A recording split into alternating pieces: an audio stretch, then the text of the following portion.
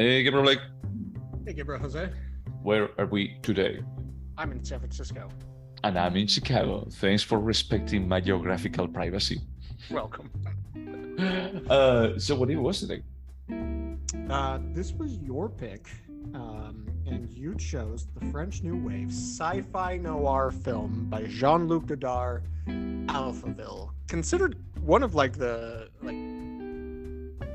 big hallmarks of the French New Wave movement, right? Like this is a famous film.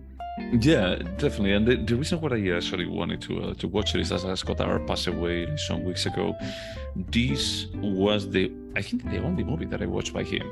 And I haven't watched too much of New Wave. Is the thing that you were telling me that you had a phase of watching a lot of New Wave, but you never got to Alphaville. And I think that I started from Alphaville, It's like no more. It's not no more. I was like, oh, this is weird. This is just Breathless or A Band Apart. You should. Jules and Jim. You need to watch all three of those. Not right now, but those are three excellent French New Wave films. well, now you know what to pick. So you had seen this before. I had not. When is the last time you saw this? I think that's 6 years ago. It was I think that it was in Noir City at the Castro Theater. Okay. So since we've known each other, Yeah, definitely. we've known each other a decade, Jose. Actually, the other day I was checking my Facebook and I had a picture of the tickets, of the PR tickets on my timeline. Good times. Yep. It was only $75 back then. It's a very different experience this time Yep. around. Yeah. So, as this was my pick, and I already explained why did I pick it, I guess that you have to summarize it. So this film was difficult for me to follow. There's a lot that happens. So I have the Wikipedia page up. I'm just gonna big picture stuff, and if you feel like I missed something you want to call out, let me know. Of course. This takes place in a dystopian future, I would guess, in a town called Alphaville, or a city, that's run by a computer called Alpha 60. Yeah. It's a sentient computer, and he has outlawed things like love, poetry, and emotion. Anybody that's seen to be acting emotional is considered irrational and can be interrogated or executed, executed. So we see our hero, or really he's an anti-hero, but he's a detective, I think. Would you call him a detective? He's a spy, I think. Yeah, he's a spy. So he's sent undercover to go into Alphaville. His real From name the is outer countries of the external. Yeah, in the film they say outer countries, the outlands. Yeah, I mean they say that it's also other planets. The messaging is a bit confused about what is the reality, because at the end it's this is Paris. And I don't know if it was a translation issue, but at some point Alpha 60 offers our anti-hero the opportunity to rule a galaxy, and I was like, okay. Anyway, so Lemmy Caution is the anti-hero. He comes to Alphaville. He's posing as a journalist called Ivan Johnson. There's a lot of communist stuff in here. There's characters that speak Russian, during the the Iron Curtain. And he claims to work for Figaro Pravda, which is I believe is a Russian Newspaper. Yeah. And he's there on a series of missions. He's supposed to, 1, find a missing agent. 2, he's supposed to capture or kill the creator of Alphaville, named Professor von Braun. And lastly, he wants to destroy Alphaville. And it's Destroy Alphaville or destroying Alpha 60? So I didn't understand that he wanted to destroy Alphaville, but at the very least, the Wikipedia plot synopsis says, lastly, he aims to destroy Alphaville and its dictatorial computer Alpha 60. Oh, yeah. I think that at some point he actually expressed, multiple times he expressed his disdain about the city and about how it would be better if the city didn't exist. So basically, he just kind of navigates the city. He meets Professor von Braun's daughter, who also worked on Alpha 60. He's like, hey, I'm a journalist. Can you hook me up with an interview? And she's like, I've never met him. Which is weird. Yeah. And it's just kind of that... I don't think I'm missing any major plot points, but he's just kind of trying to achieve his missions, and we meet various Alphaville residents, and Alpha 60, his voice seems to be everywhere in the city, and he serves a little bit like a narrator. He has a very disturbing voice. Sounds like somebody. Yeah, they had like the smoking thing. Yeah, they had to just perforate. Yeah, it sounds like a character from a David Lynch movie. Yes, exactly. It actually reminded me a little bit of the Tarkovsky film that we disagree on. Oh, Stalker, in that they don't really explain what's outside of the zone, what the zone is. It's a little bit just, hey, you're going along for a ride, and but I think there's like a really big difference. Is that both of them, they rely on your suspension of disbelief or just believing that this is the fantasy that they are like portraying. Because here is that there is no really anything sci-fi, anything like out of the ordinary. If I think sentient computer is basically it. But the thing is that we don't even see like a super computer, like futuristic or fictional, if I recall correctly. It's like even like when we see like NOS and the likes, is that this could be like a control station for, I don't know, like a pipe system. Yeah. So everything is like, hey, this is mundane. This is completely mundane, but I'm sending you on the idea that it's like this in another planet. It's a futuristic city.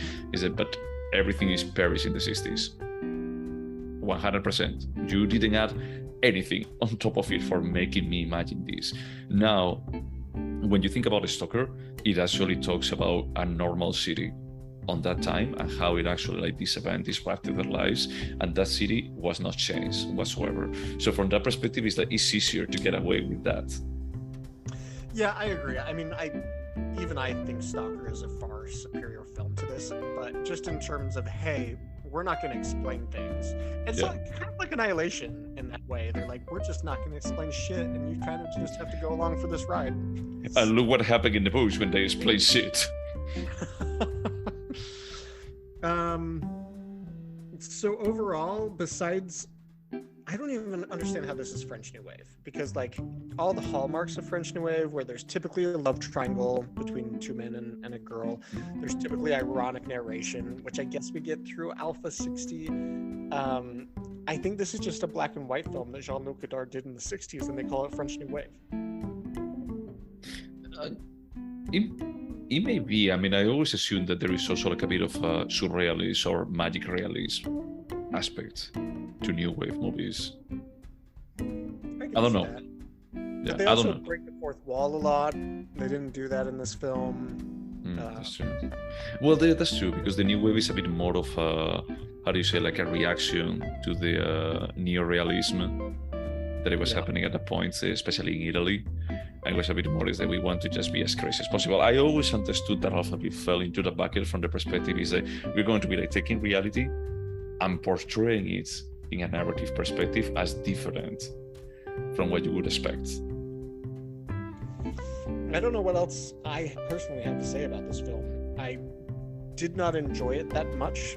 It's only an hour and 38 minutes, and it felt much longer than it should have been. I didn't connect with any of the characters, which actually may have been the point, since they're not even allowed to show emotions. The main character falls in love with Dr. Von Braun's daughter, who doesn't even believe she has a sense of self because she was born and raised in Alphaville, and they end up running away together, leaving Alphaville together, and I was like, this should be a happy ending, but I just don't care. I had to say, I was watching it with my boyfriend, and I talked at the beginning, it's like, it is a sci-fi noir movie, and I think that's probably I mentioned about like Blade Runner, is that's like the example that everyone knows. But Blade Runner actually uses special effects. It has like an amazing soundtrack. It has a story that it goes somewhere. It plays with the visually. Yeah. And this is a bit more is that there is nothing visually impressive. The only thing that I would say that is like visually impressive is the executions from the perspective of how surreal they are. They shoot the guy in front of the pool, and then it falling into the into the pool, and then like a group of, I don't know, like rhythmic swimmers or synchronized swimmers, they just go and start stabbing that person, especially men, you know. That scene reminded me of Metropolis. Oh, Metropolis. Yeah. But I mean, the thing is that Metropolis really wanted to make an effort for actually, a really big effort for actually just like portraying that reality, that sci-fi reality. Here it almost feels like Godard is just giving you the middle finger. Is that I could, but I'm not going to. And I thought, how is this? So first, I'll say that I remember in my French New Wave phase. For me, it's the sort of genre where I had to watch a couple films until I understand, oh, I get the language of the film. So maybe I'm just out of practice, and so it didn't land with me. And now my train of thought is completely gone. Yeah. Yeah, you were talking about like a bit more like your New Wave phase.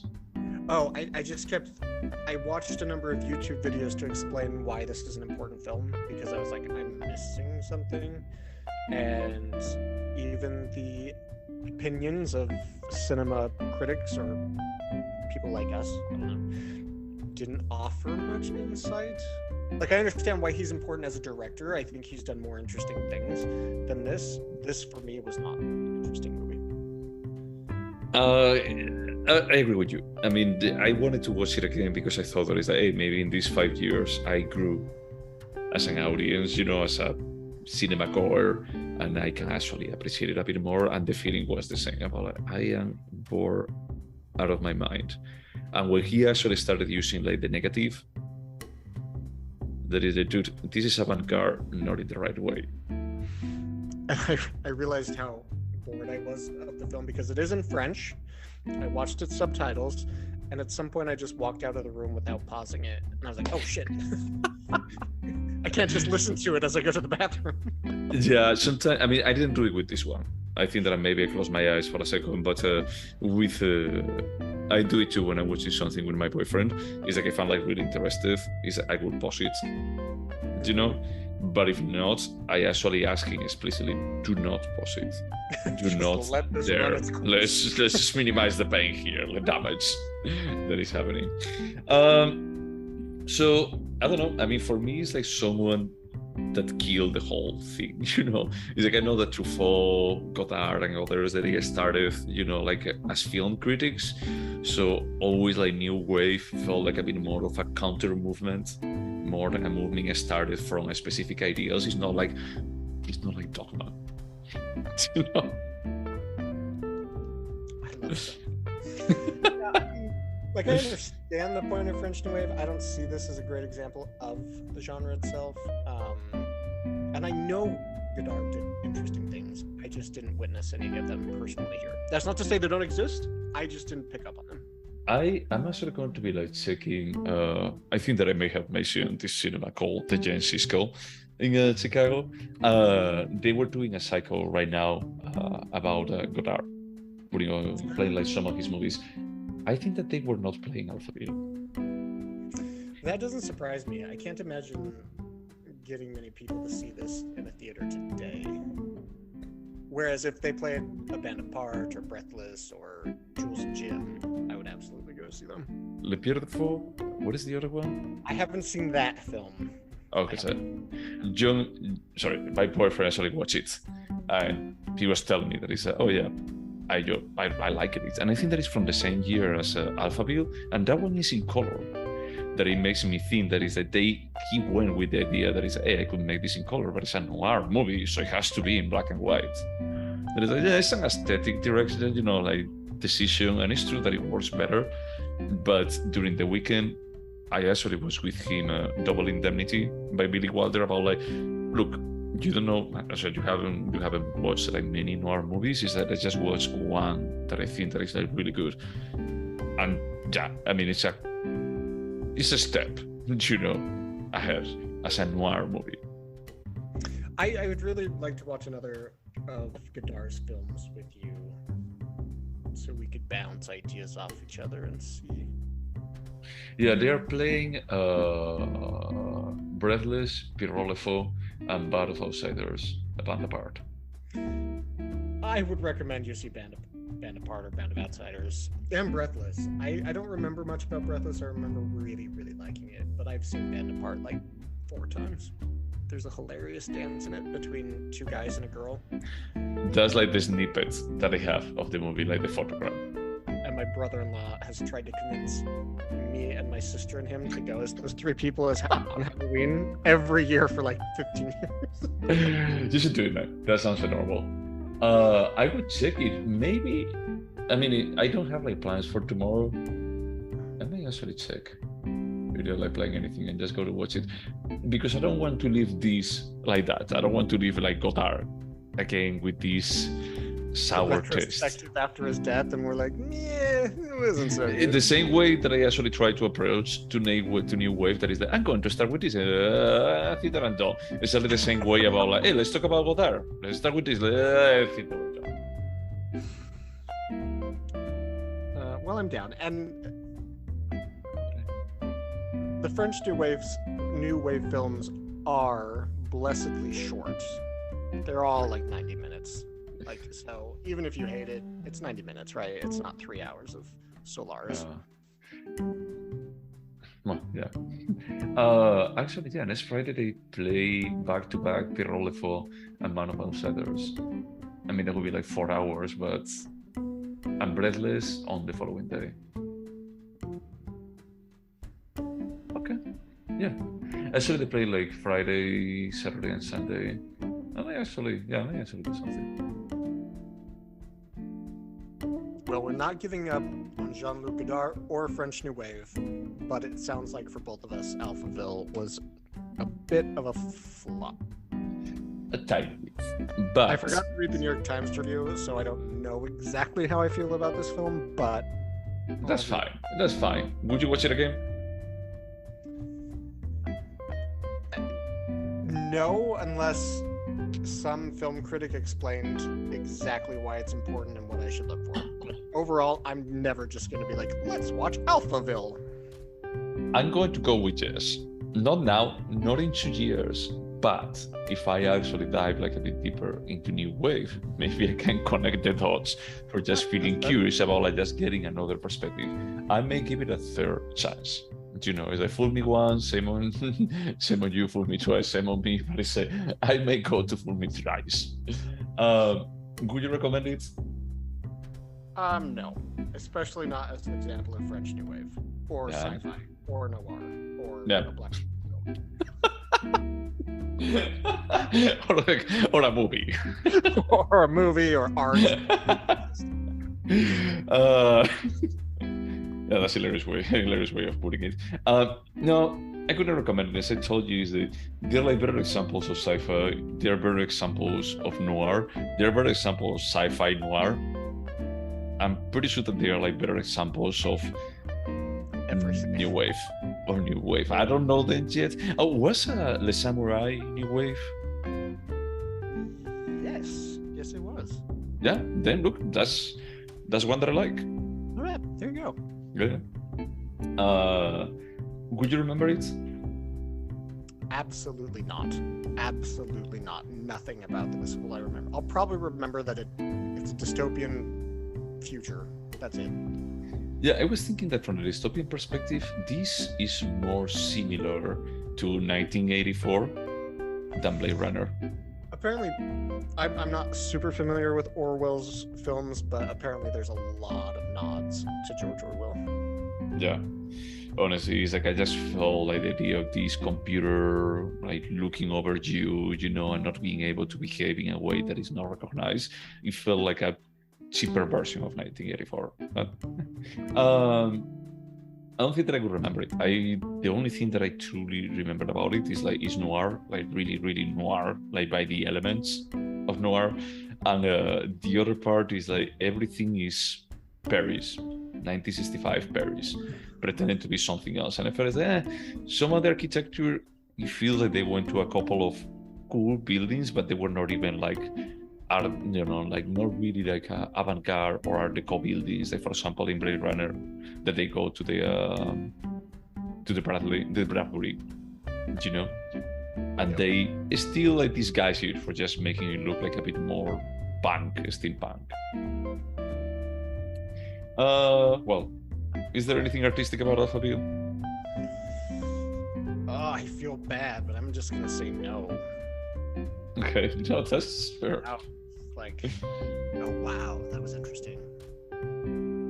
I just feel like the only artistic thing that I will go with is that when they go into the negative.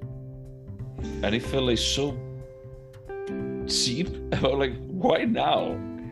Why an hour into the movie? Doesn't make much sense. I mean, maybe that was very subversive in the 60s and something people hadn't seen before, but it didn't add anything to the plot. It didn't underscore any sort of, I don't know, emotional, I don't know. Also, fuck that music, man.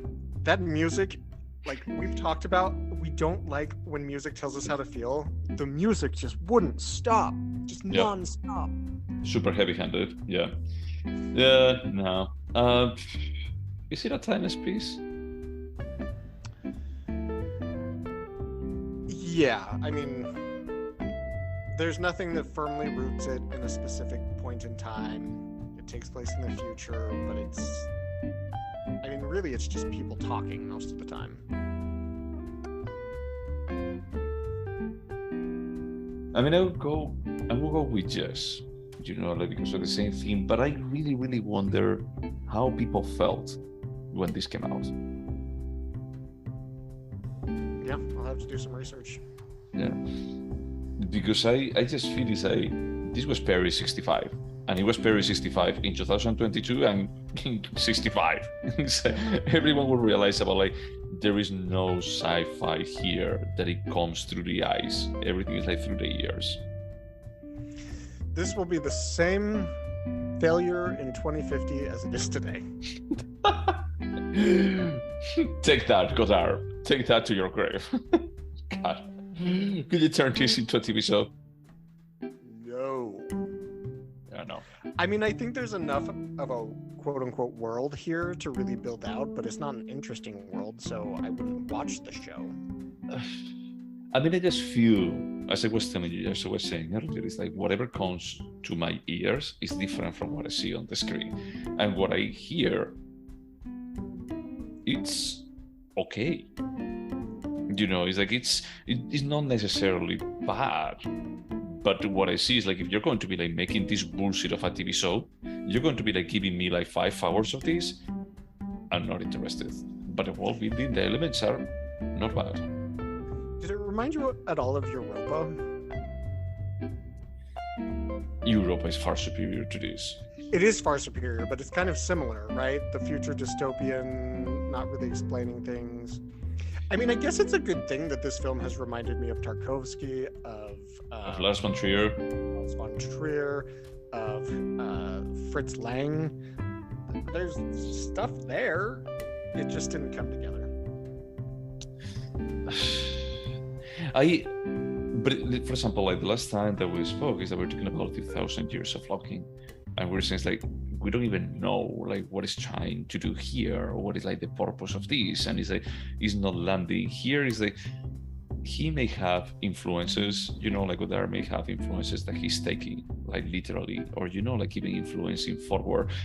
I doubt that Lars von Trier was inspired by this movie, by Alphaville. I doubt. I may be wrong. I would guess not. Just in terms of concept is all I meant. Yeah. Like a 10 compared to this. I was not going to go that far, but it's far superior, you know.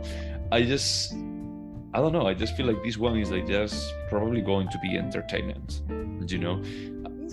Is it entertaining? No, I'm not saying that it succeeds in being entertaining. I'm just saying that it's like, I don't think that Godard, was trying to elevate. Yeah. I think that he was saying that it's like, hey, I'm going to be like doing a film noir like in the 40s and the 50s, and I'm going to be like just making it mix up with sci-fi, but I'm going to be like making it an ironic kind of way, so everything is right now.